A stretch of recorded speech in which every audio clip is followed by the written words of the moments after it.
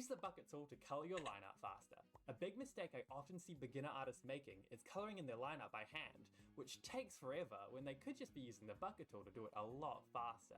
Every drawing program I know of has some kind of bucket tool, so make sure you use it. Okay, here's one. Don't be afraid to get messy with your sketches. Stop worrying about clean lines right off the bat. Let your hand go wild. Embrace the scribbles. It's all about capturing the energy and flow of your idea first. You can clean it up later, but trust me, your art will have way more life if you just let loose in your sketching phase. So get messy, break some rules. Does it really matter? I don't know, man. There's still 100 more tips to go. Do you ever struggle with taking too much time to shade or render your colors without going over your line art? A tip you can use is to alpha lock your flat color layer. That way when you color, the layer locks into place, making it so nothing you color goes outside of the designated layer. Here's a difference without alpha lock and with alpha lock. If you want to separate your colors on different layers though, an alternative route is to create a clipping layer. This has the same effect as alpha lock, but gives you the ability to do whatever you'd like without directly affecting your flat color layer below. Learn perspective. I used to try studying things like anatomy, but with no knowledge of 3D space, I didn't actually end up learning anything I could use. Following one of these grids without understanding what you're doing probably won't help that much. This is how perspective is usually taught, but you'll only be able to draw freely once you understand the idea of this enough that you don't actually need to draw it. Once you understand how to properly draw basic shapes in 3D space, it dramatically changes your understanding of art and it makes everything considerably easier. Flip your canvas horizontally to see all of your mistakes. Always save some time to create just for yourself, because if you're only creating art for other people, eventually you're probably gonna start hating making art. You are the only one who can create the art you create, so go create it. You ever find yourself zooming into your drawings almost 200% and then whenever you zoom out you start to notice all the little things you didn't see before? Well, this is my big piece of advice for you. Almost every art program I could think of has the ability to do this, where you can open the canvas inside of a new view. This can help avoid the issue of finding pieces or pick parts of your art feeling a little off or out of place when compared to the full drawing. Social media makes making art look really fast. When you look at photos, they're finished. When you look at short form content, the video makes it look like it was done in seconds.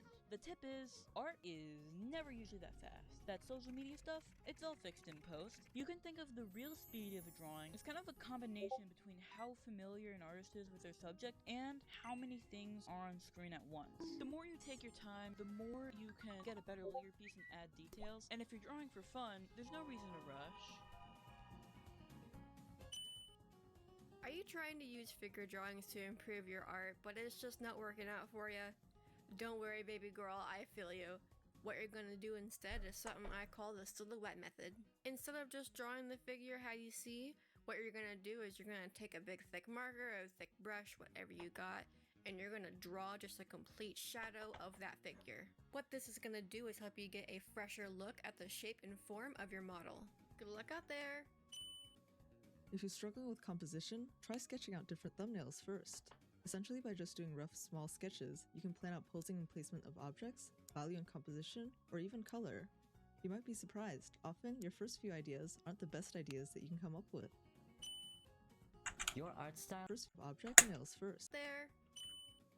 If you're struggling with composition, try sketching out different thumbnails first. Essentially, by just doing rough, small sketches, you can plan out posing and placement of objects, value and composition, or even color. You might be surprised, often your first few ideas aren't the best ideas that you can come up with. Your art style is unique because it's yours. You may feel like other artist styles are cooler or more beautiful, but only you can become best at your art style. So keep at it. Whether you're drawing, coloring, rendering, or doing line art, do not autopilot. Always take a second to question what you're doing or what you're trying to do and if it's working in your art piece. Creative decisions are something you should be actively thinking about all the time, because this is where all your choices as an artist shine through as your style and trademark. Autopiloting leads to generic or stale iconographies. Automate the execution of your art, not the choices behind it. Kind communities do exist. Please look for them. It's important. Don't just look at TikTok or Instagram and expect that to be the experience. It's not. Sometimes days are hard, and what we really could use is a little bit of encouragement. Please trust that there is a community out there. There is a group of people out there who will help you out and keep you going strong. Do you ever find yourself just constantly redrawing the exact same line over and over? Typically what I do when I'm in that situation is that I just remind myself that done is better than perfect. Now obviously you still want to give the drawing a very solid effort, and you want to try and work out any potential issues that you have, right? But you just don't want to get stuck on redoing the exact same thing over and over and over and just having the same end result essentially. And on top of this, just have fun. Just let loose, just do your thing and have fun while you're doing it, and you'll get a lot better end result as well. Hello, my name is Nick. Also Happy Gamer Nick on YouTube. I have drawn a lot of Paradox Pokemon in my time, drawn a lot of Fakemon, and I've gone from pretty bad into pretty decent art. The main reason for this is definitely practice, but I also got a bunch of feedback through comments on YouTube. In my opinion, this is in fact the best way to grow as an artist. Ask feedback. Do it right now. The fastest and easiest way to get a character to look in the same direction is to draw dots, and then base the rest of the eye around that. And now you can fill in the regular-sized iris, and boom! Now the drawing of your character isn't looking in two different directions at once. You can thank me now, I mean, come on. Do you want to go back to traditional art? I suggest getting a light table. To slowly transition to traditional art, you'd have to sketch digitally, print them out, and then transfer them, and then finish the whole drawing traditionally. If you're doing a painting, I suggest getting tracing paper or graphite paper. Both of them work. Remember to take breaks while you're drawing. While you may want to sit and finish a whole drawing in one sitting, there are multiple benefits to both you and your art if you just take a step back every once in a while. An obvious reason is that you'll be able to unshrimp and rest your arm, leading to less aches and possible damage. But it also allows you to stop tunnel visioning your art. When you come back from your break, you can look at your art with brand new eyes. Now you can see why your art didn't look quite right. Or maybe you can see that you were overthinking it before. You'll never know until you take a break. Before starting drawing, stretch. After finishing drawing, stretch again. You could add hand, wrist, and arm exercises to your drawing routine to avoid injuries. I'm leaving here the ones I usually do to warm up. Stretching prevents the risk of injuries and developing carpal tunnel syndrome. I personally had to stop drawing for days while recovering from wrist pain because I didn't do my daily stretching. So don't be like past me and stretch. If you want to get paid to make art, your portfolio, showreel, and website should show the things that you enjoy making and want to get hired for. It doesn't matter if it's personal work, it's still valid. Taking pictures or videos of the process can help with promoting your work online and hopefully get it in front of the right people who can't hire you if they don't know you exist. Art development isn't always linear. It ebbs and flows as you progress. Sometimes you'll have great bouts of improvement, and sometimes you won't even be able to draw a face. Take it slow, and remember that everyone's art journey looks different. As long as you enjoy what you're making, you'll get to a point where you love your art. If you're struggling to draw smooth lines when drawing line art, try changing the stabilizer settings. Most art programs have them, and some can even be set to individual brushes. The higher the stabilizer setting, the smoother your lines will be. But there'll also be more lag between your mouse cursor and the line you've drawn, so be sure to try out different settings to find that sweet spot that works best for you. You'll be making smooth, clean line art in no time. Welcome folks, it's me, Aaron the Artist. When drawing from references, it's easy to allow yourself to be limited in what you can draw by what's in the reference. But it's important to actually look at your reference to see if there are any ways that you can improve it. This reference here has these gorgeously clear shadow shapes, but the highlights in the hair are drawing too much attention, and there's this funny highlight shape here just above the mouth, interrupting this otherwise really clear shadow shape. When I painted from that reference, you can see that I fixed both of those things. This means that my painting isn't perfectly accurate. The point of the painting is to be appealing, not accurate. Hey, Manu here. Let's talk about 4 chords that every There's this gorgeous to actually allow yourself. You'll be making smooth, clean line art in no time. Settings to find that sweet spot that works between brushes. The higher the stabilizer setting, the smoother your lines will be. But there'll also be more lag between your mouse cursor. It's me, Aaron the Artist. When drawing from references, it's easy to allow yourself to be limited in what you can draw by what's in the reference. But it's important to actually look at your reference to see if there are any ways that you can improve it. This reference here has these gorgeously clear shadow shapes, but the highlights in the hair are drawing too much attention, and there's this funny highlight shape here just above the mouth, interrupting this otherwise really clear shadow shape. When I painted from that reference, you can see that I fixed both of those things. This means that my painting isn't perfectly accurate. The point of the painting is to be appealing, not accurate. Hey, Manu here. Let's talk about 4 chords that every accordion player should know. No, that's not the topic. Let's talk about why you should study the work of the masters. Trying to remake pieces by renowned artists can give you an insight to the fundamentals you need to work on. I learned from JC Leyendecker that if your values are working up front, you can use any color you want and the piece will work, which is what I did with this illustration. Also, by studying an anime background by Studio Dogakobo, I got new knowledge that allowed me to paint the backgrounds for my first short film. So go ahead and study the pieces that inspire you. You are making anatomy much harder than it really should be. Humans come in all different shapes and sizes. We're as flexible as they come. So your proportions should really be based on what design you want to give your character instead of being based on a default rulebook people tell you to follow. What really matters is that your character's anatomy looks believable and intentional. To make your characters look believable, all you have to do is correctly portray the overall shape of each body part and have their proportions make sense with what traits you're trying to give the character. As much as I distort this character, she still ends up just looking the same. As long as your character conveys their basic shapes correctly, their body parts don't have to be precisely positioned or sized. As I always say, as long as it looks human, it's probably fine. If you have beautiful sketches but absolutely hate the thought of doing line art, try lightening your sketch and focusing on just the bits that need refinement. Not only will this preserve the energy of your initial idea, but I've found it also helps improve your ability to make cleaner sketches in general, because you start looking at the sketch as a part of the final piece rather than just a temporary step. For that nice polish, I just merge everything and start rendering on top. It's essentially a more painterly approach to art, skipping the line art stage altogether. Listen up, if you want to make your artwork pop, then a great suggestion would be to use colored lines. I remember when I was just starting out at art, I would painstakingly go over my already finished line art with the color I wanted, and that would just...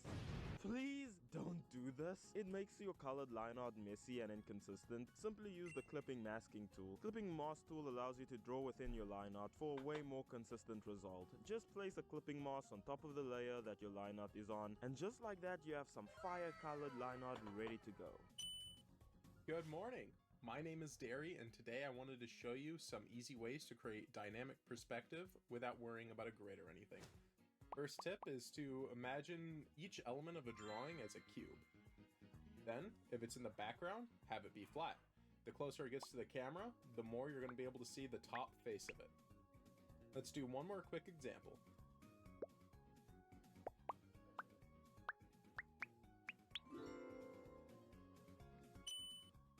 Are you choosing colors directly from a reference? Bright colors are my game. You want to focus on pumping that saturation out of your base tones.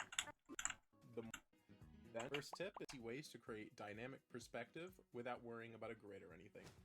First tip is to imagine each element of a drawing as a cube. Then, if it's in the background, have it be flat. The closer it gets to the camera, the more you're going to be able to see the top face of it. Let's do one more quick example.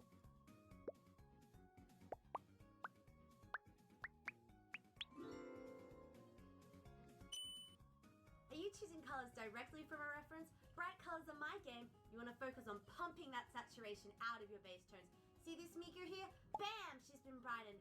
By concentrating on this area of the color wheel and keeping color harmonies in mind, you're able to have super fun and vibrant colors. Ramp up that saturation, baby! If you have trouble making your characters blend into your environment, you can do this. Try a multiply layer with the color of the sky or whatever light source you got. You can use an overlay layer for added immersion and rim lights if you're near the light source. For extra depth, use bounce lights or subtle reflections to capture the surroundings. If you are like me, odds are you are a creative type living in a late-stage capitalist hellscape where bloated corporate overlords want nothing more than for you to mindlessly consume meaningless content. It is more important than ever that we stay cognizant of how much we are creating versus consuming. It's vital to take in media and culture as a whole to find inspiration, but you shouldn't be half watching something while doom scrolling on your phone. Your time and attention are valuable, and you should be creating more than you consume. Commit to a consistent practice schedule that works best for you. When I was looking to improve my own digital art, drawing something every day really helped me reach a level of skill I was happier with. That being said, if daily doesn't work for you, you can try every other day or maybe a more polished piece every week. Or do whatever the creature tells you to draw. The main thing here is consistency, locking yourself into a schedule that's most comfortable for you. Always save your art, always. Date them, archive them, save your pieces. Stop spending time detailing subjects that are far away from the main focus. The further something is away, the more you can just focus on mainly volume and key features, suggesting the details are there rather than actually painstakingly making all of them. This will help so much with saving time and with keeping your overall piece clean and readable. Subscribe to SkyNixArt on YouTube.com! Okay, for real this time. If you're having trouble rendering an original character, try sketching that character in a turnaround. This will give you a chance to view your character from multiple different angles and draw details that will be hidden in the final render. This also gives you a better understanding of your character's anatomy, which should in turn make it easier to draw and view from multiple different viewpoints. A big breakthrough that gives you a better draw details that will be. This will give you a chance to view rendering an original character. Try sketching that character in a turnaround. This will give you a chance to view your character from multiple different angles and draw details that will be hidden in the final render. This also gives you a better understanding of your character's anatomy, which should in turn make it easier to draw and view from multiple different viewpoints. A big breakthrough that I had is when I finally realized that art is frequently about contrast. The disparity between two different things that are close to each other kind of leaves a message. So a lot of times when you're making art, you're going to want to employ contrast in order to, signal something about your subject. Whether that means using different values between, light and dark, changing between thick and thin line width throughout your piece, using contrasting colors, knowing where to add patterns versus knowing when to leave a space empty, the background versus the foreground, and even the balance of proportions of a character can tell the audience a lot about the kind of character you're making. So if you want something to pop out, pretty much put two opposites next to each other. If you want to give your line art more depth, you can use thicker lines around the silhouettes of elements where shadows are, as well as for lines that are in the foreground and closer to the viewer, while thinner lines work nicely for inner lines and details. Every digital art program worth their salt has hotkeys. Use them. You probably know about the basics like Ctrl-Z, C, G, etc., but take the time to learn about some that you feel may be helpful. For me, Command-E is awesome for merging down layers, or if you crave something more specific, you can even make hotkeys in some programs. I often expand my selection space when blocking in colors, so I assigned Command-Shift-E to do just that instead of going into the menu every single time I want to do so.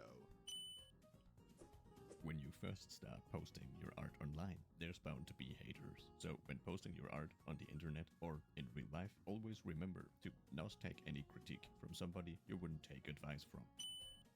As you move from being a beginner to the later stages of being an artist, a skill that you won't pick up from a lot of tutorials is knowing the difference between not finished and not working out. Every drawing has an ugly stage where you have to train your eye to trust yourself to complete the task you set out to do, or to know when to try again. The biggest pitfall of not knowing the difference will get you caught in the "I'll just try it again" loop, and you'll waste a lot of time. You can only develop this skill by trusting yourself above all else, and the reward you'll gain will be how to make faster and more pinpointed decisions, especially on a deadline. Don't just memorize symbols for everything that you want to draw. If we want to draw this eye, for an example, but of course this applies to everything, we have to take this eyelid and wrap it around the form of this ball in order to give it the correct shape. So don't worry about your stylization and your shapes. Learn the simplified form of everything, and all the rest will result naturally from your knowledge. If you're ever wanting to make something look more uniform, try using the symmetry tool. It can be very useful when working on things like props, perspective, backgrounds. I even draw myself with this tool sometimes. It's been a massive help to me on many occasions, especially time-wise. Don't put all of your eggs in one basket. Now what does that actually mean? Well, essentially, when you're an artist and you find an art style you like, some artists might tend to double down on that style and literally make every one of their artworks in that one style. For me, it was this doodle art style, which, don't get me wrong, is awesome, but then almost every one of my artworks was done in this same style, and I started to lose the passion for the style I once loved. So how do you fix this? I suggest finding some inspiration and trying some things you've never done before. For me, it was painting, and once I tried it out, I created two of my best and most meaningful pieces I've ever made.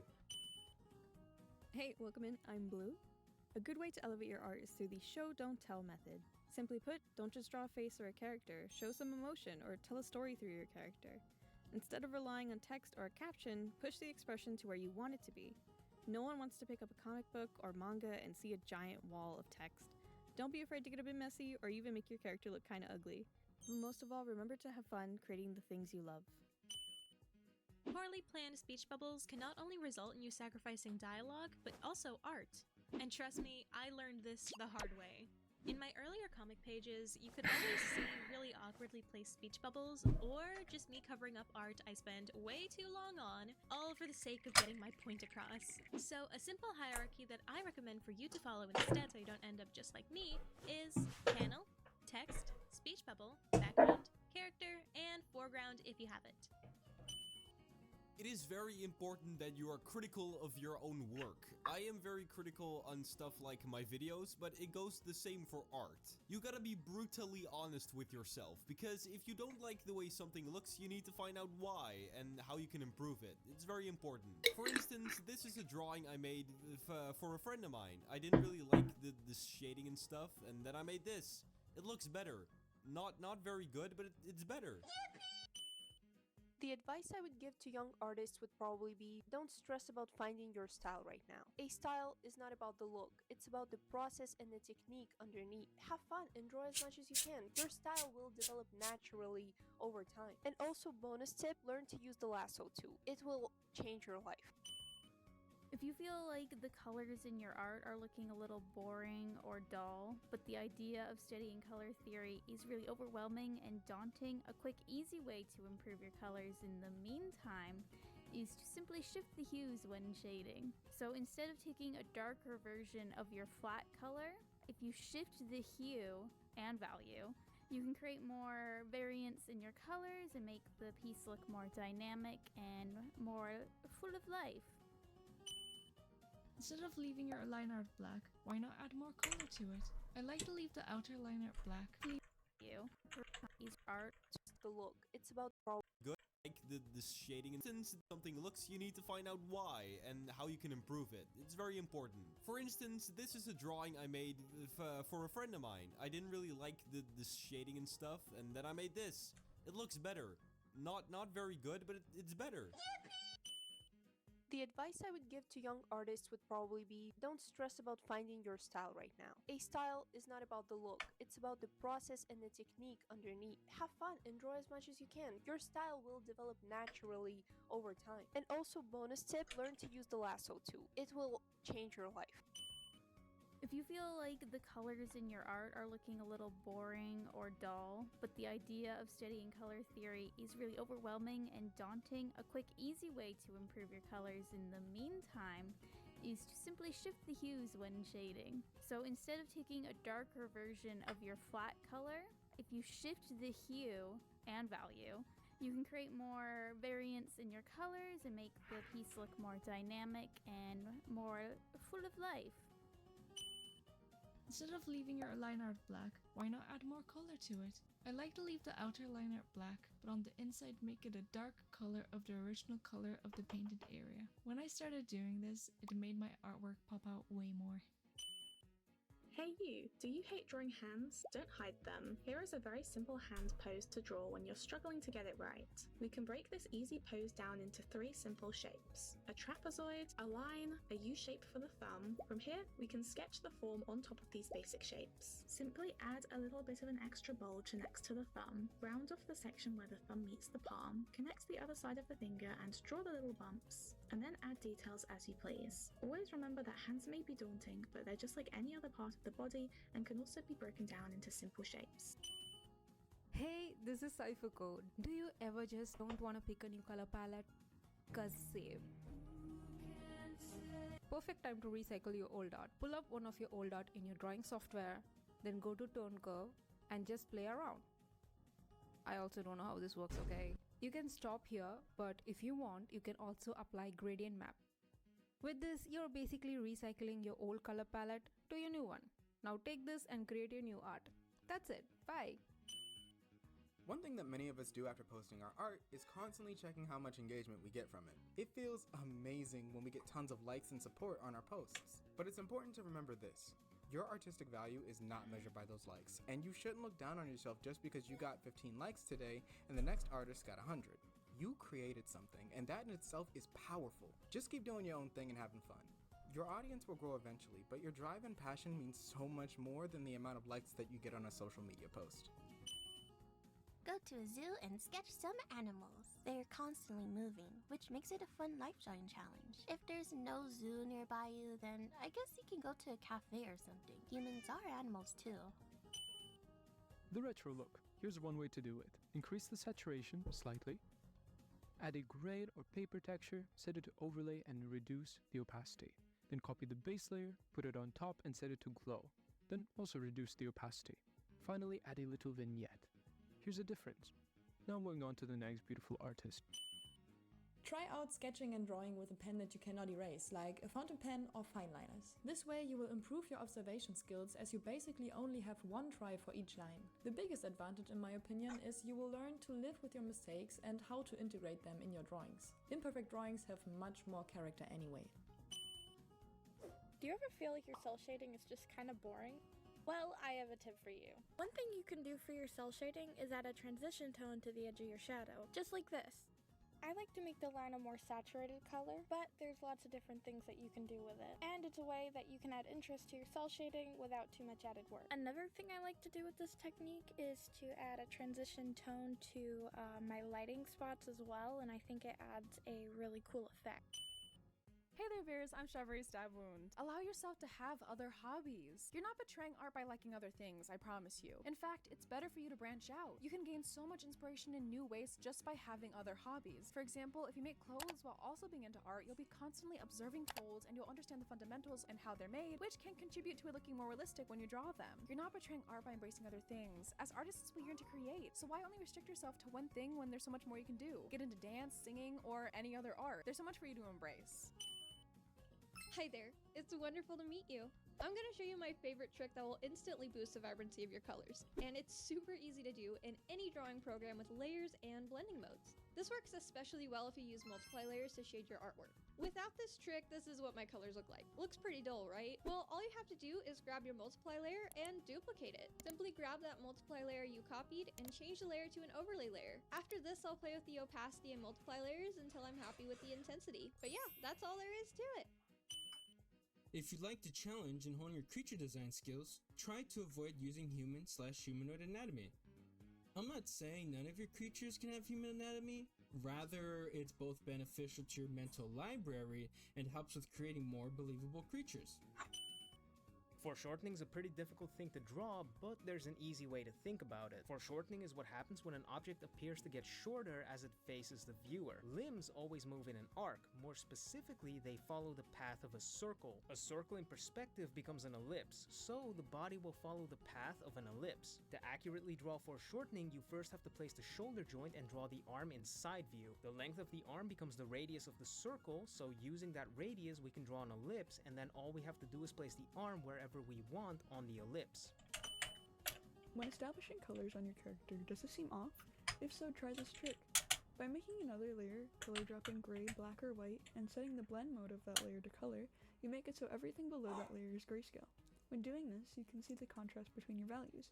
You could have too many dark values or too many light values in one spot. By mixing where your light and dark values sit, you can achieve a character with a nice color flow. I like to describe artists like plants. They're so different and unique from each other, but we all share one thing in common.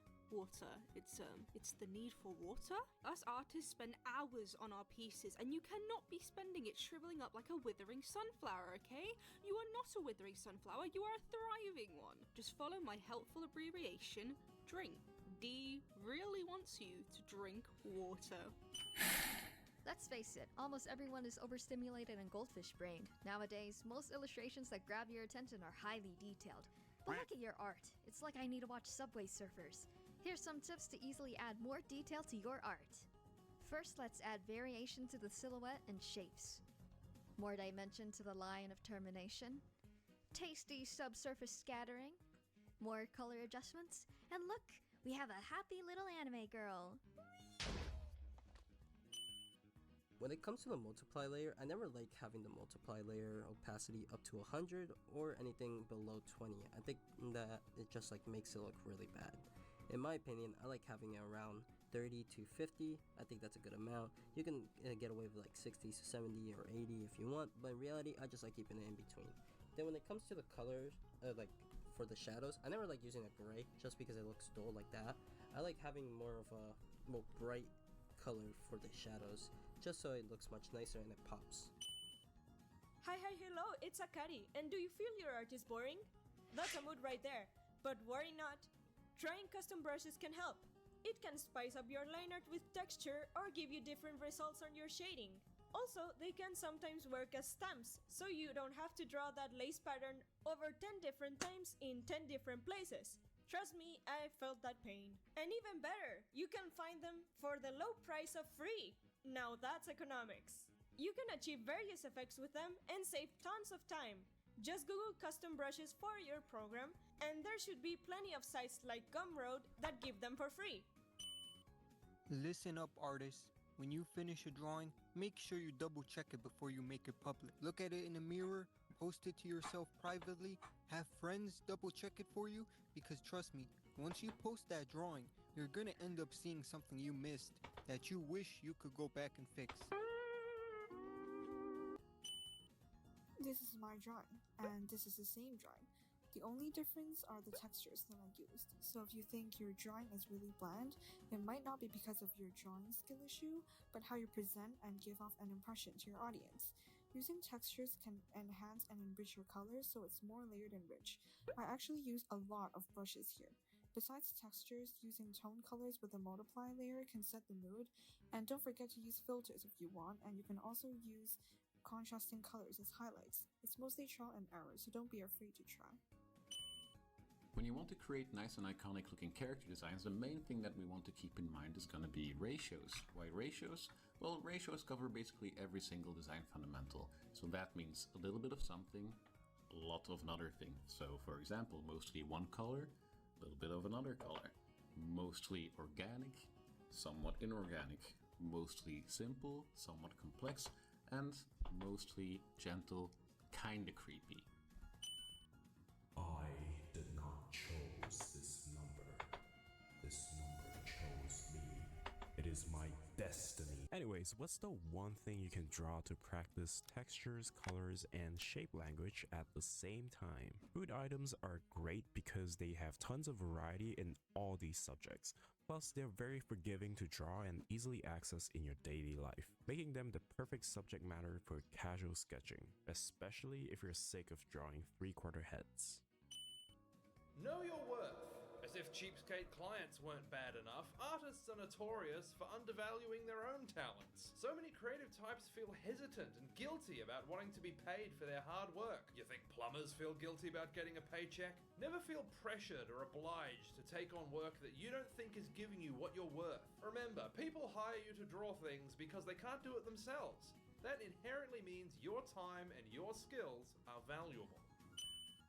This drawing is good, but it can be better with a few adjustments. Look up how to turn on grayscale on your device or drawing software. You'll see that your drawing lacks a focal point. Identify what you want the viewer to focus on first. I want the viewer to focus on the hair, so I'll make sure it's the brightest part. Focal points should be the more detailed parts of the drawing. Before, after.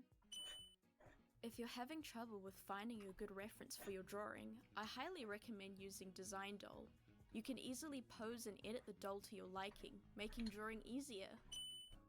As a quote cited for my role model, "If fighting will not result in victory, then you must not fight even at the ruler's bidding." Sun Tzu.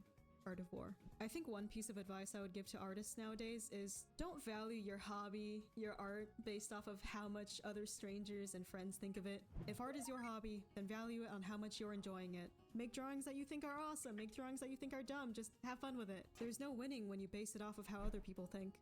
Okay, smooth transition. Feeling burnt out? Try a medium you don't normally use. Helps to mix things up. Sketchbooks are your friends. Use them even if you're a digital artist. The primary purpose of a sketchbook is to practice things you aren't good at. Aiming for perfection on every page more than likely is the reason you have a hard time using one. So embrace your failures in your sketchbooks first so that you can succeed in your digital art programs later. Hello! Don't be afraid to take inspiration from other artist styles and take ideas from what they do to expand your own style. It's a great way to play around and have fun with your work and can help with improvement. Have fun exploring and creating.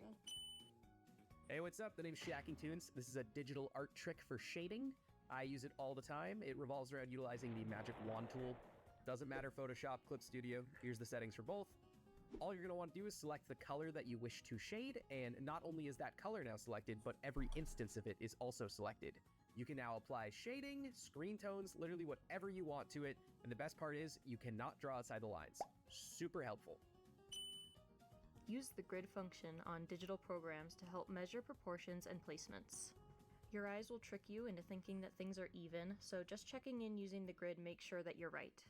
I often use this to measure where eyes should be placed and to line up characters evenly. You can also use it to ensure even distance between certain elements.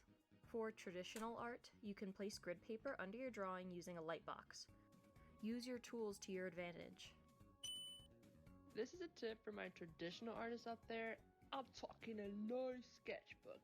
The beauty and excitement up until the first page. I'm sure we've all been here. Often there's this pressure to make something incredible, especially if it's a fancy sketchbook we've treated ourselves to. But a tip that I've learned that's helped me is drawing an intro page. There's less pressure for perfection, and I think it's a neat way to get us warmed up and excited for the pages ahead. Howdy! So sometimes you might want to go for a kind of vintage, almost magazine printed look in your art. And one simple way you can do this is by duplicating the line art layer, setting it to multiply, then moving it slightly. You can also use this trick if you want to manually add chromatic aberrations to your art. I hope this helps. Learn the basics of 3D modeling. I'm not joking.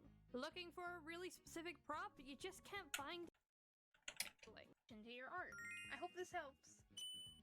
Learn the basics of 3D modeling. I'm not joking. Looking for a really specific prop you just can't find it? Simply open up Blender and make it yourself. Using Blender, you can pick the camera angle, the material, the lighting. It is so adjustable and really easy to use once you get the basics down. Not only will you speed up your art process, you'll also learn a great skill while doing so. When designing characters, it can really help to have an idea of who the character is before you actually start designing. This can help with deciding the shape language, outfitting, colors, and more. This extra bit of direction might help your character design be easier to read. And then you might end up with a nicer product just like this little guy. Aww. Hello, Blue here. Thumbnails are a great way to explore visual ideas quickly. Use small rough sketches to allow different explorations of composition, light, and colors without the pressure of details. I do this in 2 phases. A rough sketch to figure out how I want to pose the character and do the composition, and once I'm happy with that, I will copy-paste the line art or the sketch, depending on which I'm using, a bunch of times, and try out different values, lightings, and colors. And once I'm happy with that thumbnail, I'll use the thumbnail to reference the colors and such for the final piece. I hope that helps, and good luck. It would be a massive understatement to say that blending modes and tonal correction layers are like godly. If you ever need to adjust your colors and or values, never feel ashamed to add a new layer and change its blending mode. Never feel ashamed to pull up a tonal correction layer for the fun of it. No, you aren't cheating, and no, it does not make you any less of an artist. Let me guess, what do you do when you download an art program for the first time? Brushes! Stop, You do not need 100 million brushes to be good. Many beginners think that somehow a big brush kit will make their art better or will mask a lack of skill in one area or another. It's false. Because it's never about a brush, it's about your hands. When you have too many tools, it can become a bit hard to properly focus. Choose just a few brushes you're the most comfortable with and create. I used to think spending 10,000 hours is all I need to become an artist. But that's only one piece of the puzzle. I learned that there's more to art than simply drawing. Back then, I only focused on improving my hard skills and overlooked the importance of soft skills. Because of this, I could never get anything done. Soft skills are a necessary part of our artistic growth. Observation skills, project management, work ethics, combating our inner demons, taking care of ourselves, and many more. Each of us have our own puzzle pieces that make our journey uniquely ours, so let's take the time to not only learn how to do our craft, but also learn to love the process as well. Has this ever happened to you? Where did I put my line art? Don't worry, it happens to just about everyone. But there is a quick fix to this problem. Naming or labeling your layers. These names can be as simple as line art, sketch, or coloring, or if you're feeling unhinged, you can name it something like rigatoni. Just as long as you remember which layer is which, of course. This also applies to your layer folders if you use them. Don't be afraid of using different textured brushes.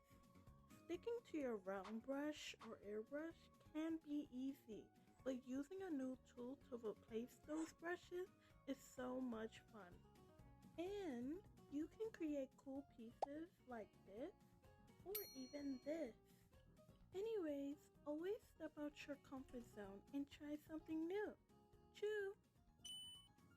If you have a creative project that you've really been wanting to make, but you just feel like you're not skilled enough to make it yet, I dare you to try creating it anyway. Being passionate about a project can just be a really good motivator to take on a challenge and try something outside of your comfort zone.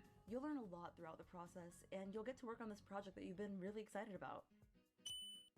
Art I feel works best when it's not your sole focus. Conveying a message, focus on the emotion conveyed rather than the picture quality.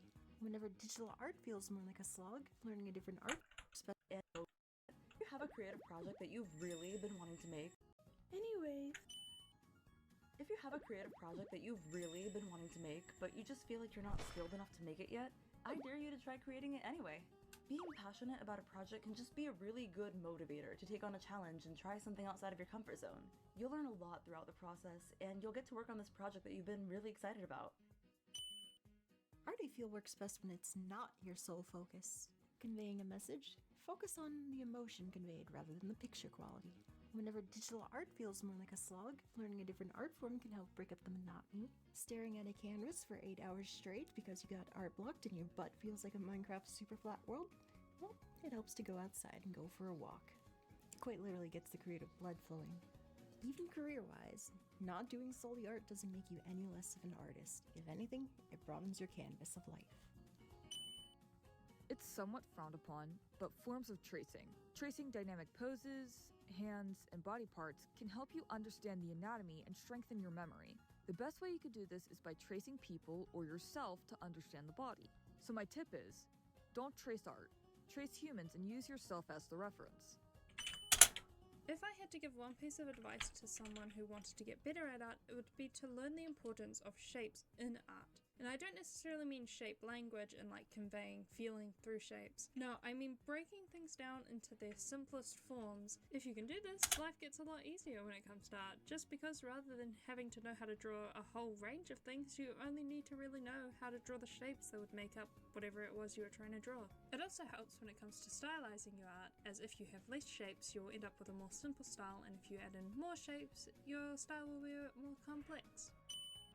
Trouble drawing hair? Say no more. When you notice that hair movement is the same as a river flowing, it shall become easier. Hair flowing into different directions is just that a rock appeared and it has a way to change its course. Some rivers have a lot of rocks, some doesn't have at all, and sometimes it's just a hair in a water slide going around itself. I'm sure you're going to use this technique for a greater good. Oh yeah, boy. Oh yeah. Okay. So my art advice is to remember your purpose and the reason why you create. And the reason is because sometimes you feel as if you want to give up. And in those circumstances, remembering your reason and remember your purpose could really help you to push a little bit more and keep on doing what you always like doing. Just remember, a bit of extra love, self-motivation goes a really far way. Also, clean your desk. Mine's very unorganized right now. My number one tip for artists is that perfectionism is your worst enemy. Try not to be so in your head about the whole thing. This isn't Squid Game, so nobody's gonna take you out back and shoot you if your line art doesn't come out perfect. Do you have a fear of committing to even the smallest decisions because you have a family heirloom called anxiety and it affects your ability to commit to color palettes for your character designs because you feel obligated to be perfect the first time because that's how you feel about the rest of your life? So why would your hobbies be any different? Well, I do. And I used to spend hours looking for color palettes until I take you out back in your head about the whole thing. This isn't Squid Game, enemy. My number Extra love, remembering your reason, and remember your purpose could really help you to push a little bit more and keep on doing what you always like doing. Just remember, a bit of extra love, self-motivation goes a really far way. Also, clean your desk. Mine's very unorganized right now. first how to flat in my character Merilith's outfit, go to the HSV adjustment menu, and then use the 3 sliders to adjust the colors until I find something that sparks joy. And now you never have to be anxious about commitment again. My art tip got me from this to this in 2 years. And that is that you have to understand what you're doing and why you're doing it. When you make a certain line or paint stroke, you must make sure you know exactly why you're doing that. Why does the light do this? Why does the skin fold there? Why do the clothes overlap like this? Why does the perspective make that happen? I know it's common sense, but you must look deeper into every single thing that makes up something in real life or even another person's art style. Go look at Kim Jong-ji. That man knew how to draw anything because he understood how everything and anything worked. Hi everyone, my name is Mario or Octowings, and today I will be talking about environment design. I constantly hear artists beat themselves up about not being able to draw backgrounds. Get out of this mindset. You can improve on something you never do. One way to make the process of learning easier and less scary is photo bashing, and get this, tracing. If you don't know what photo bashing is, it's basically when you Frankenstein a ton of pictures together, and honestly, I think that tracing photographs when it comes to painting is fair game. Just make sure you add your own personal touch. Tracing can make creating backgrounds so much less terrifying, and photo bashing helps develop those compositional muscles. Go out there and create some backgrounds. And with that, let's get on to the next tip. Proportion isn't as important as you'd think. You can get pretty far drawing anything as long as the shape relationships are working. For example, if you look at caricature artists, you can see that they get a really solid likeness just by focusing on shape relationships and good drawing fundamentals. This concept carries over to any form of art. For example, in this Overwatch concept art, the artist made Widowmaker's legs longer than normal to emphasize the story they were trying to tell. Learning proportion is still important, but more as a rule to learn to break versus it being an absolute of drawing. Are you using symbols to communicate in your cartoony art? What I started doing was dramatically changing the characters' irises to tell the viewer about their personality, their mood, and what they're currently doing. Like here, where Planchette is reading the newspaper, so her eyes turn to A, B, C, D. I also changed the shape of the characters' highlights in their hair. In cartoony art styles, there's no limit to the creative ways that you can hide information in the art.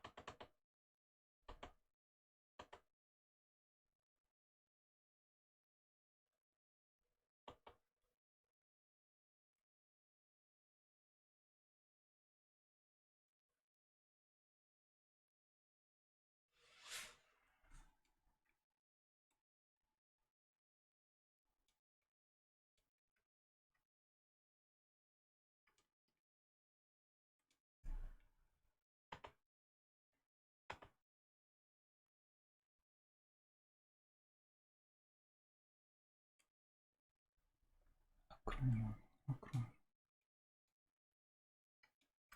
Stella.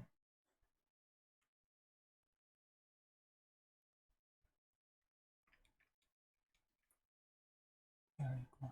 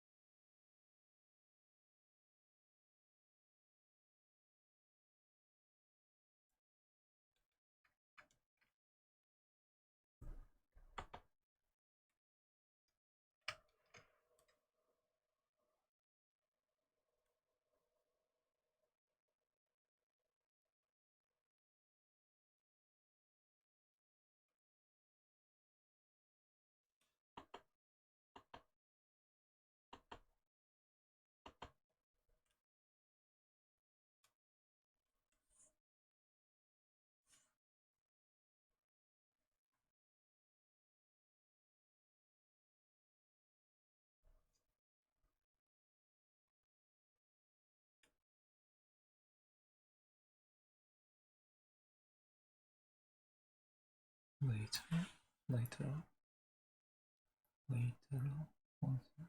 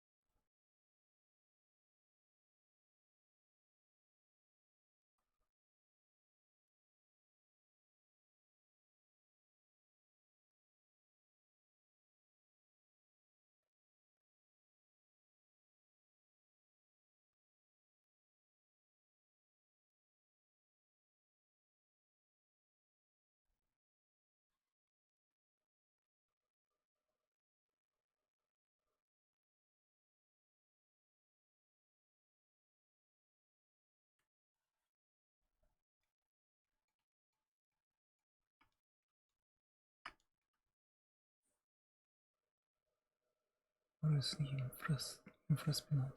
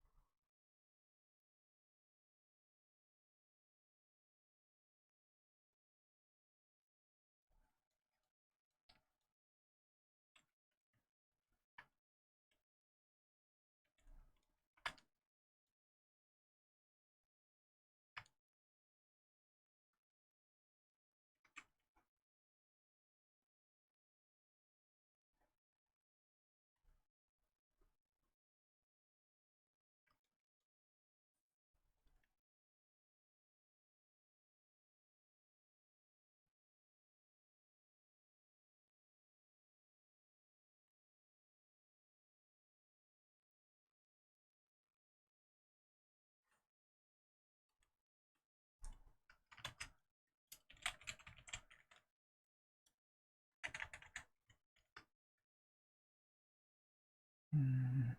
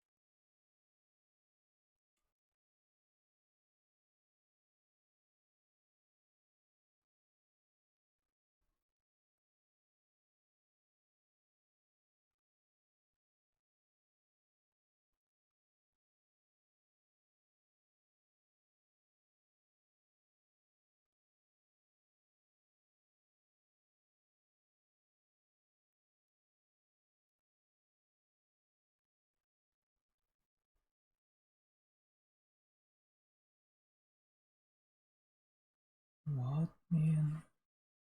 What does mean?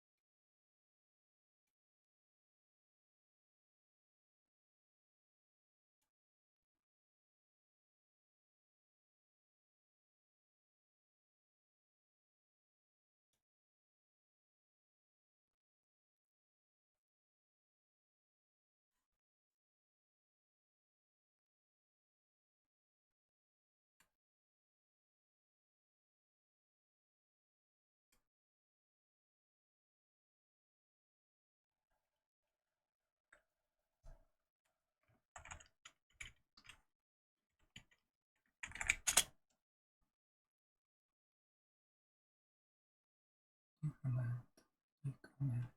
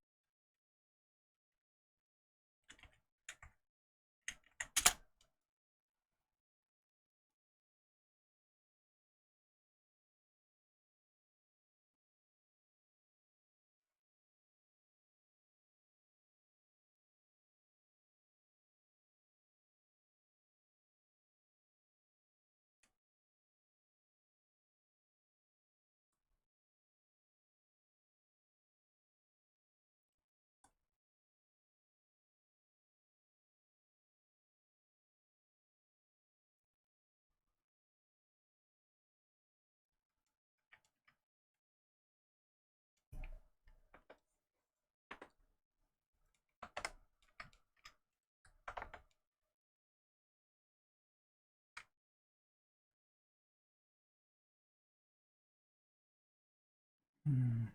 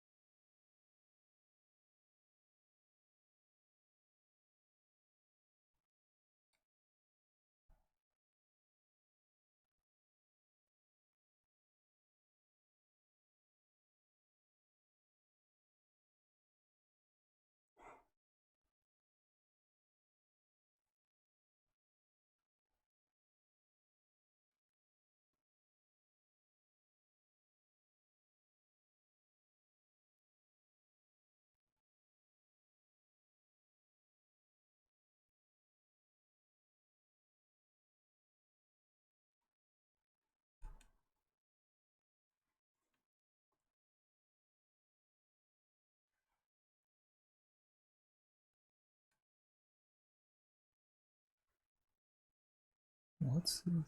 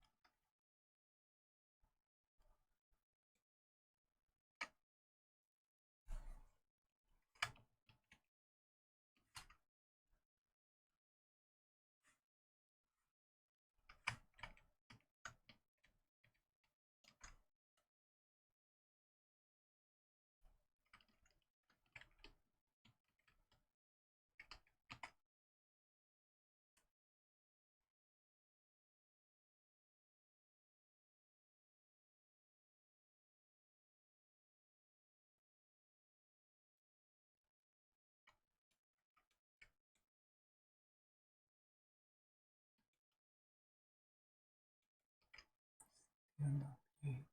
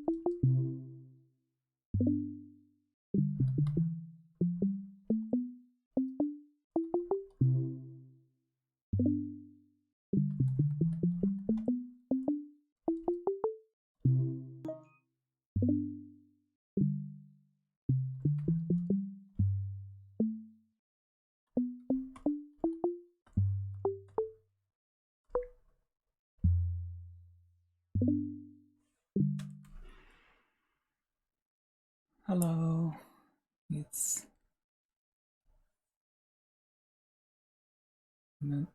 human benchmark.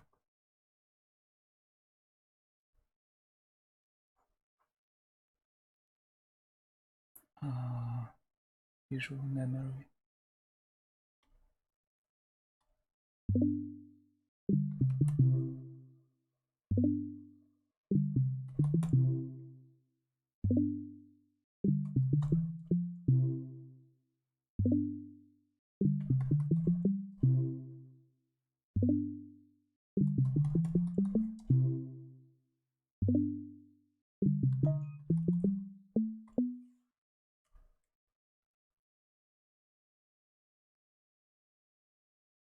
It's okay, no worries.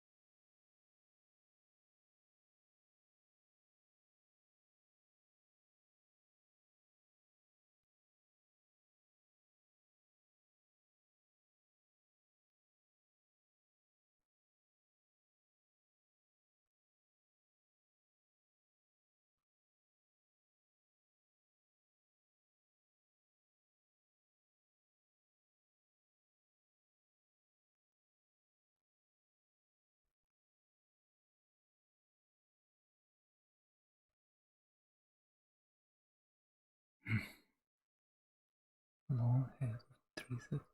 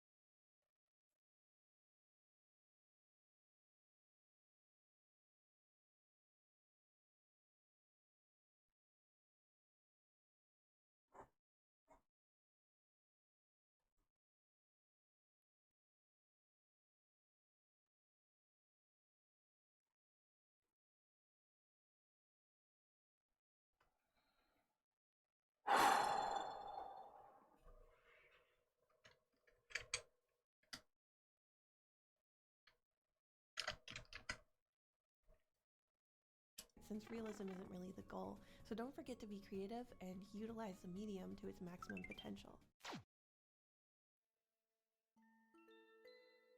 Before the video ends, I just wanted to quickly say thank you. Thank you to every artist that participated in this collab. It could not have been possible without all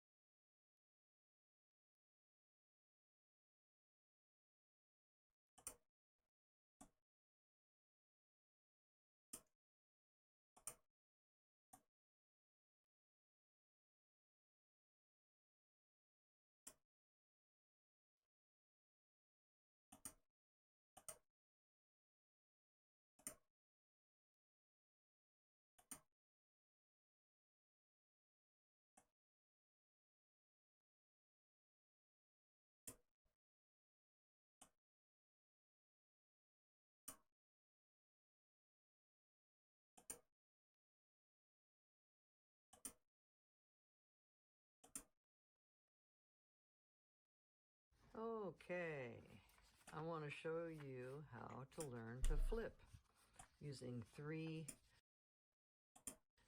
different pieces of paper. It's easy when you're flipping back and forth like this, but if you were going from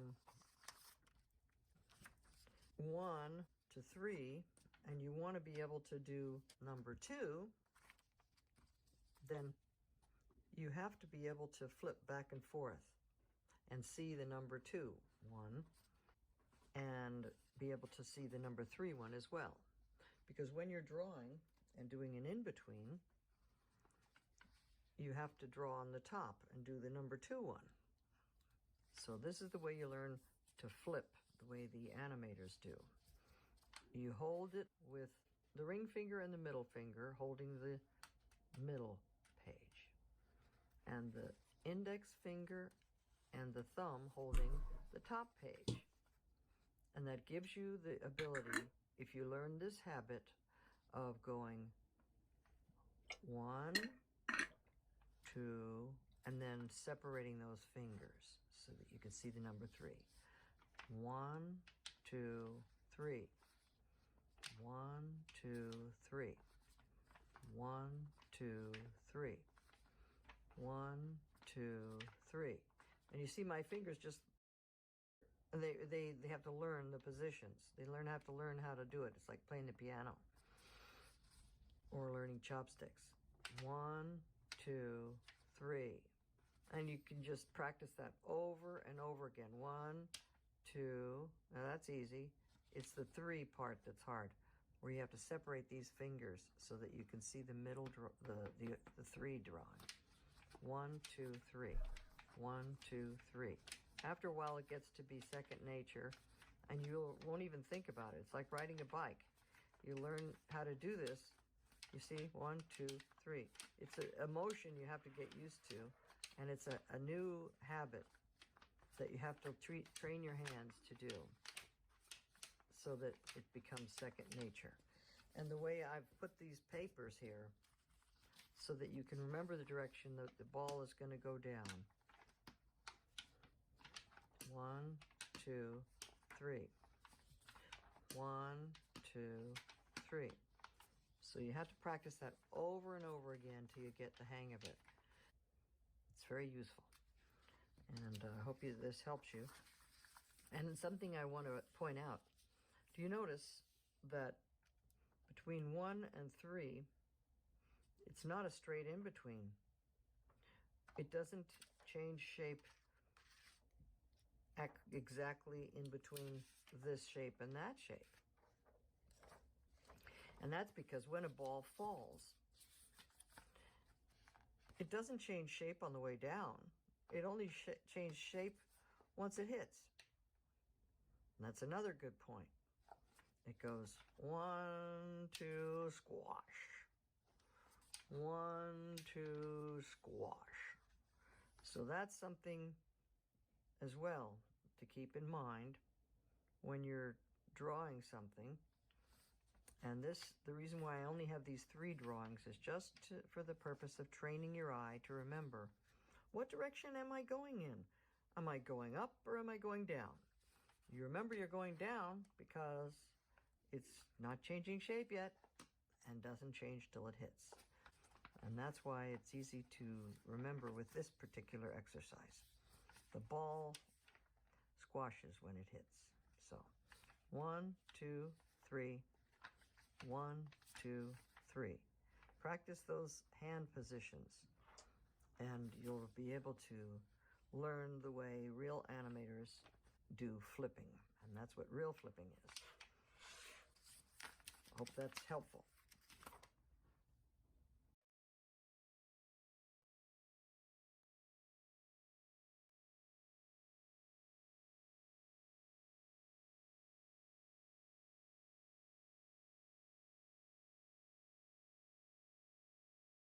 Okay, so when we've reached the end of the scene, you can take it off the pegs and flip it to see how it works.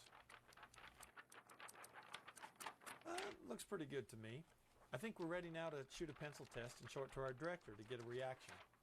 But let's pause for a moment because I want to go back and I want to make you aware of the arcs that I followed during the creation of this scene. In the middle of these two poses as he goes forward, I'll be adding a breakdown pose in the middle to create that arc, and then also a slow into that next pose. Then he squashes down here, as you can see, on the way to that big stretch anticipation pose. And I'm always following this arc. In this case, it's a large under arc here. Do you see a pattern here? I'm always looking for opposites in my movement patterns because those contrasts are what separate things and make them stronger and not bland. Again, another large under arc here as he prepares to jump high as he can. Here, he kind of morphed into a seal in this drawing, didn't he? Well, like I said, as long as it works, right? Some artists have a hard time letting themselves explore those limits, and consequently, they work within a box and can never break out of it, metaphorically speaking, of course.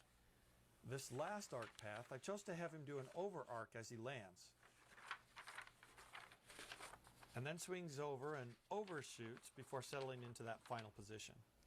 Now, I just as easily could have chosen a different pattern using a figure eight or under arc or whatever, and it would have been fine. Okay, let's talk about a technique I frequently use called repegging.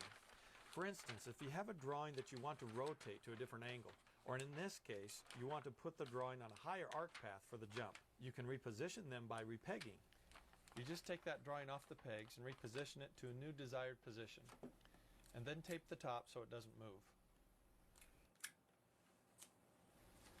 And then rip the bottom portion off. Then grab a piece of scratch animation paper. I save all my scratch drawings, by the way. And rip off the bottom peg hole section and place it on the bottom pegs of your disc. Next, you just tape those two together, and now you have a new repositioned sheet. That's a great way to be able to find the best angles and placements for a drawing without having to redraw it, just for a quick solution to see if it works. Before I hand in the scene, I always go over those repeg drawings on a clean sheet of paper. Another good tip, when you bring up the character's leg when he's jumping, and as the knees come up one at a time and then go down, it should be one and then the other. You shouldn't do it at the same time. So offset those legs in their timing. One first and then the other. Things like that always help to keep your animation more loose and less stiff.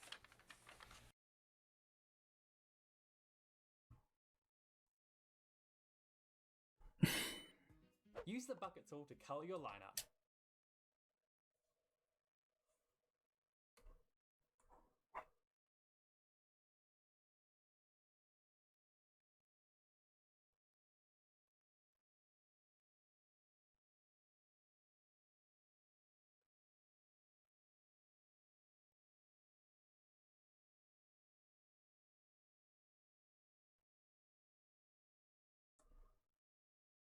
Last time we discussed the basics of composition, the rule of thirds, and simple shape language to design our panels. Hi, David Finch here, and welcome back to my course on creating a comic book page. As the artist, we want to visualize the story unfolding from panel to panel in the most compelling and engaging way possible, composing each panel the way a cinematographer might plan shots for a movie, using different lenses and varying camera placement to more effectively tell the story. And how we position the camera for the reader's point of view can have a major impact on the way the reader experiences the story. If you want to follow along with me as we design our own comic page, head on over to proko.com/comic page and sign up for the course. We'll have more lessons and go much further in depth into what we learned here. We'll be posting premium episodes regularly, so I hope to see you there. All right, let's get started. I've sketched in 3 panels, and in the first panel, I'm going to use my rule of thirds, and I'm going to draw a figure pretty small in my panel. My upper third, just to kind of fill it out, I'll draw some trees and some background. There's a very simple representation of a panel. And this is what we would call an establishing shot or a long shot. And in this panel, we can see the figure, we can see the whole background around the figure. It slows our pacing a little bit, and it serves to showcase our figure, but also the background around the figure, so we really get a sense of the environment that that figure exists in. But we don't get anywhere near as much a sense of what that figure is about, what they're thinking or what they're feeling and what they're doing. So from here, we're going to move into a medium close-up. And in this shot, we can see much more of our figure, but we can still see some background. And in a medium close-up, we can see not only the face and much more of the expression, that our character has, but we can also see what they're doing with their hands. And while it showcases some of our background, it does a much better job of showcasing our figure. In our last example, we're going to move into a close-up of our figure's head. We can move into a close-up, or really an extreme close-up. Extreme close-up! All the way into an eye, or it can be a hand, or whatever it is that you want to showcase. And using close-ups really allows us to focus in on our character and see subtlety that we really can't see from a greater distance. And these three shots working in conjunction with each other give you a sense of your environment in a long shot, then move in on the characters for action, and so we can see a better sense of what our characters are doing, and then an extreme close-up so we really get a strong sense of exactly what our characters are thinking and get a much better sense of what they're all about.